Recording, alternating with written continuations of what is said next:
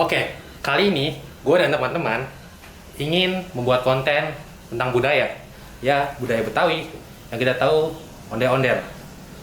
Karena di zaman sekarang ondel-ondel banyak yang digunakan untuk mengamen. Kalau kalian mau tahu kelanjutannya, ikut-ikut.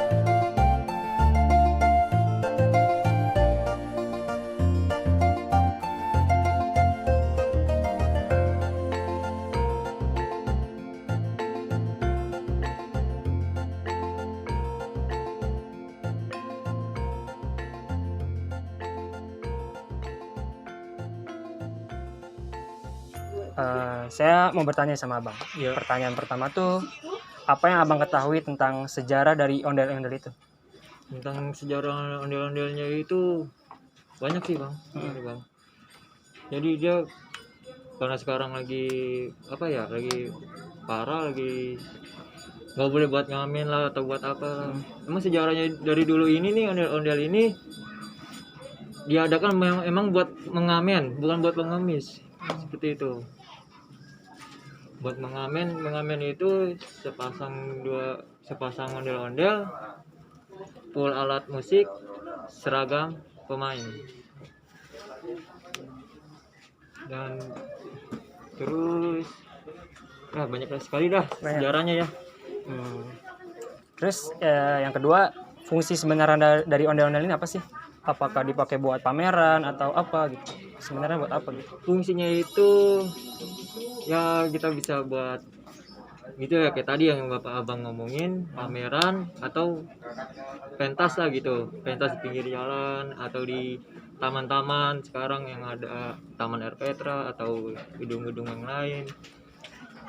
Banyak sih emang sejarahnya yang ini.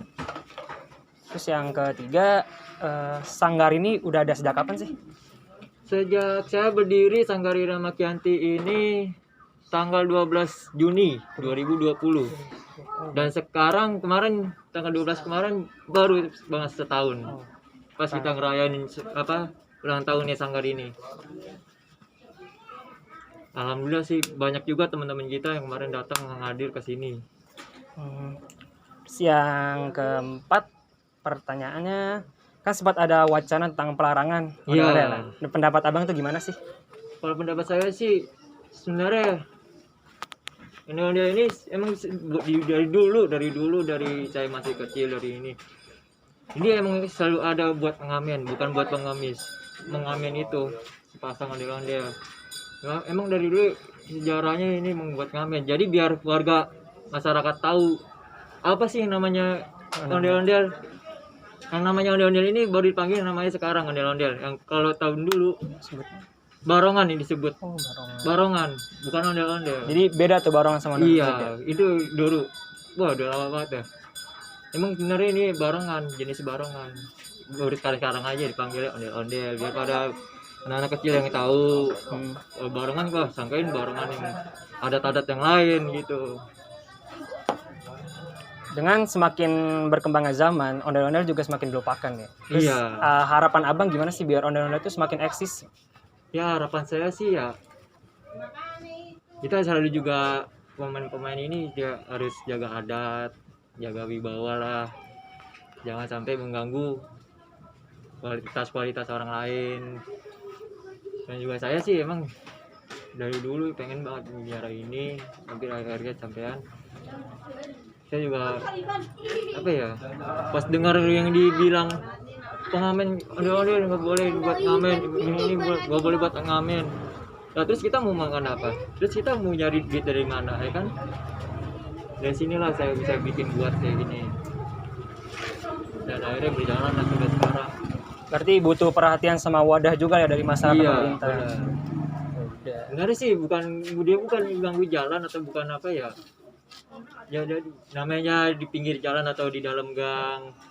Kan biar kalau di dalam gang biar tahu anak-anak kecil. Wah, ada ondel-ondel tuh, yuk kita lihat. Biar rame. Bisa. Iya, benar sih senang anak-anak dengan ada kayak gini. Bukannya buat menam yang kayak lain-lain tuh yang sendiri, yang ngicing-ngicing pakai ember. Itu saya paling gak demen itu. Itu namanya sudah menjatuhkan budaya Betawi. Nah iya bang, kan tuh banyak tuh yang kayak gitu. Ada yang pakai musik Benar. TikTok lah, ada yang pakai Benar. musik itu. Nah pendapat abang gimana sih? Apakah harus buat hal yang salah atau gimana?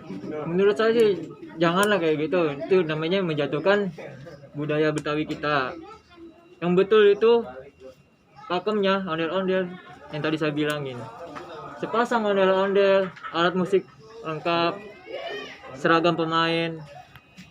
Itulah namanya pakemnya. Itu aja sih pertanyaannya. Makasih sebelumnya. Oke, siap.